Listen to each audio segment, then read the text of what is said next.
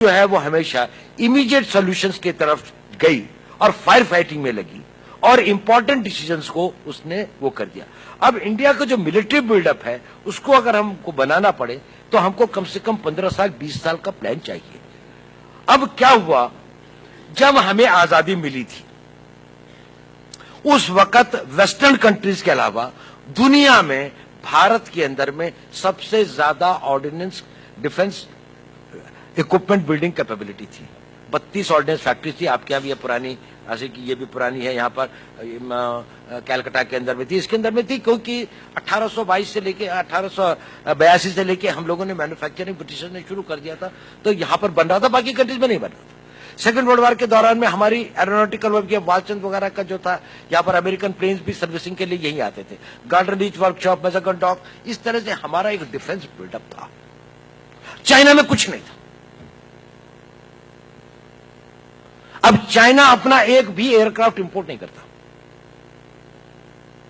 China K-17 aircraft बना रहा है जो हम रफल के मुकाबले का है, जिसको हम फ्रांस से ले रहे हैं।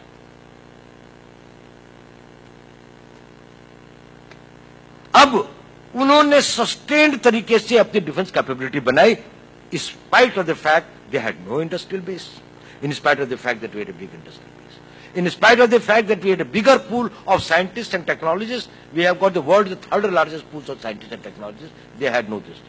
In spite of the fact that we had the access to English knowledge and our children could go to all the foreign universities and others, Chinese at that time did not have this thing. And in spite of the fact that we, being a democracy and an open country, had relatively, till we went for the nuclear bomb, were able to get the technologies from the rest of the world, including the Russian technology, which the Chinese were denied, not only by the West, but also by the Russians till very late.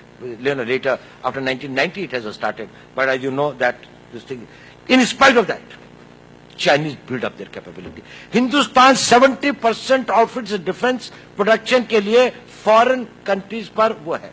हम बड़े फक्र के साथ में कहते हैं कि अगले 7 साल के अंदर में हम $100 बिलियन की चीज इंपोर्ट करेंगे। हम अपने यहाँ की जो आपके पास में पुलिस वालों के पास में ये पिस्टल भी है, ये वाटर की या 9mm की है, ये भी चेकोस्लोवाकिया से आती है। जबकि हमारे पास में टेक्नोलॉजिकल कैपेबिलिटी इतनी है कि हम मार्स के ऊपर में अपना मंगलयान डालने की भी सोच रहे हैं, लेकिन वेस्टेड इंटरेस्ट है।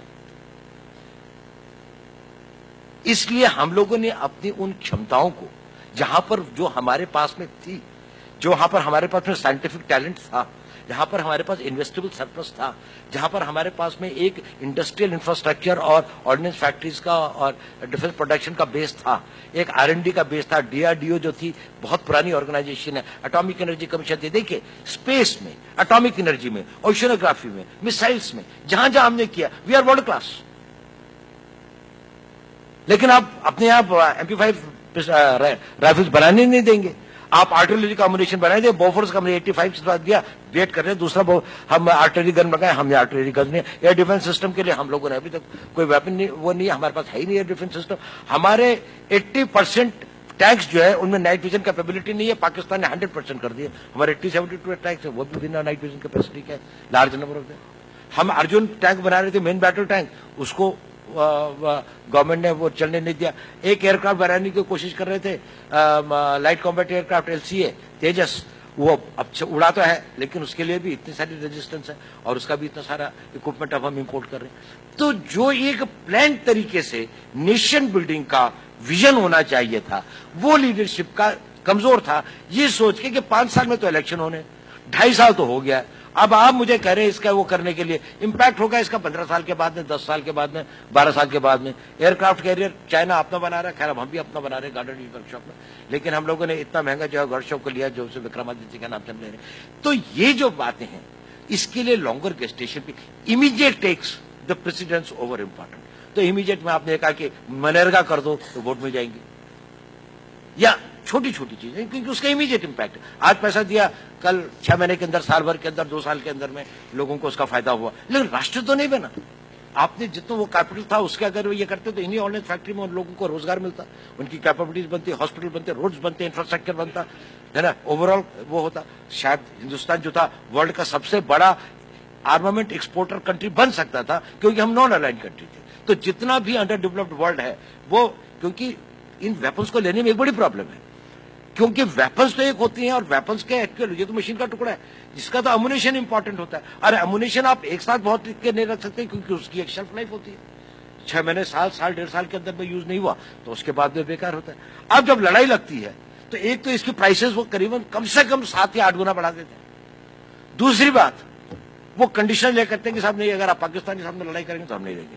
कश्मीर इश्यू के ऊपर में हम तो यूनाइटेड नेशंस के अंदर में पाकिस्तान को सपोर्ट कर रहे हैं, या हमारे चाइना के साथ में वो है तो, लेकिन जो हमारे इंडिजिनस प्रोटेक्शन के वेपन्स होते हैं उसके ऊपर में हमारे ऊपर में कोई रिस्ट्रिक्शंस नहीं होती। तो एक बड़ा सवाल है हमारी जो डिफेंस कैपेबिलिटी बिल्ड करने की, चाइना की।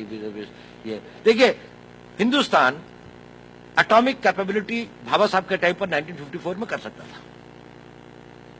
1968 के अंदर में नॉन प्रोलिफरेशन ट्रीटी आई, आने वाली थी, तो हम उस वक्त में टोटल इस पोजीशन में थे कि न्यूक्लियर ब्लास्ट कर देते। चाइना ने कर दिया तो सर यूएन का रेजोल्यूशन बना कि जिन लोगों ने अब तक कर दिया वो तो न्यूक्लियर पावर कही जाएगी और जो नहीं करेंगे उन पे एनपीटी लग जाएगा, नॉन प्रोलिफरेशन ट्रीटी, और वो प्रोलिफरेशन नहीं कर सकती। अगर करेंगे तो इंटरनेशनल सैंक्शन लग जाएंगे। तो इंडिया ने जो है वो वॉलंटरली वो कर दिया कि हम नहीं करेंगे। कहा भी गया, नेहरू जी से भी कहा गया, फिर बाद में भी कहा गया, लेकिन वो नहीं किया। और क्योंकि चाइना ने कर दिया तो अब चाइना के ऊपर में कोई चक नहीं है, वो अपना न्यूक्लियर आर्सेनल 450-500 उन्होंने कर दिया और भी जितना बढ़ा सके उस पर कोई चक नहीं। हिंदुस्तान अगर एक पोखरान के अंदर में टेस्ट करता है तो कहते हैं कि साहब इंडिया ने जो है वो न्यूक्लियर, इसके ऊपर में सारी इंटरनेशनल सैंक्शन लगनी शुरू हो जाती है। आज स्पेस के अंदर में अभी यूनाइटेड नेशंस ने वो बनाया नहीं है, बनाने वाला है। ये बनाने वाला है सोच के चाइना ने स्पेस के अंदर में वेपन डाल दिया। कहां पे डाला? अपना ही सैटेलाइट मार दिया। अपने ही सैटेलाइट को, एक सैटेलाइट था जिसको वो यूज नहीं कर रहे थे, उन्होंने स्पेस के अंदर में स्पेस सैटेलाइट को हिट कर दिया। किसने कर दिया? ताकि जब लोग कहेंगे हमारी तो स्पेस कैपेबिलिटी 2012 में थी, 2013 में थी, तो अब इसके बाद में स्पेस कैपेबिलिटी पे बना होगा। इंडिया स्पेस के अंदर में बहुत ज्यादा एडवांस्ड है। इंडिया स्पेस वेपन सिस्टम्स के बारे में तैयार नहीं। स्टार वार्स के बारे में हम लोग कहते हैं नहीं, ये तो हमारे सिद्धांत के खिलाफ। और दूसरी बात, इसका कोई पॉलिटिकल लाभ भी नहीं होगा, हिंदुस्तान को कोई समझेगा भी नहीं। कितने वोट मिलेंगे स्पेस पे कर, ये भी बात है ना। तो ये लंबा चौड़ा सवाल है, चलिए, पर फिर भी अच्छा है कि आप इस तरह की बातों के बारे में सोचते हैं। बहुत बहुत धन्यवाद।